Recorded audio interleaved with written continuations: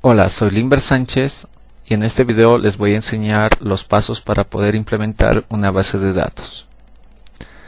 Antes de todo debemos saber qué es una base de datos. Y una base de datos no es más que un conjunto de datos almacenados. El esquema de una base de datos es el siguiente. Dentro de una base de datos podemos almacenar datos mediante tablas.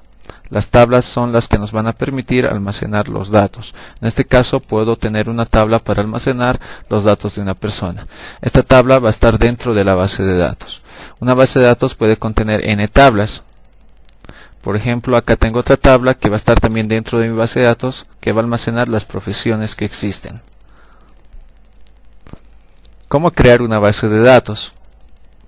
Una base de datos se la crea a través de un sistema gestor de base de datos. Es decir, que el usuario utiliza el sistema gestor de base de datos para poder crear la base de datos. El sistema gestor de base de datos no solo nos proporciona la capacidad de poder crear, sino también nos proporciona la capacidad de poder gestionar los datos que guardemos en nuestra base de datos. Un sistema gestor de base de datos no es más que un programa o software que sirve para este propósito. Por ejemplo, tenemos al SQL Server, al MySQL y al Oracle.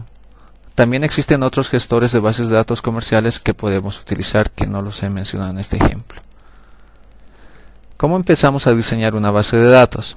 Lo primero siempre que debemos tener es una idea de qué almacenar. Por ejemplo, todo parte del mundo real. Una vez que tenemos la idea de lo que queramos almacenar en una base de datos, lo que vamos a hacer es sacar un esquema conceptual. El esquema conceptual es la representación de la idea que nosotros tengamos del mundo real. Un esquema conceptual se lo saca a través de un modelo de base de datos conceptual. En nuestro ejemplo, nosotros utilizaremos el modelo entidad-relación. A través de este sacaremos el esquema conceptual.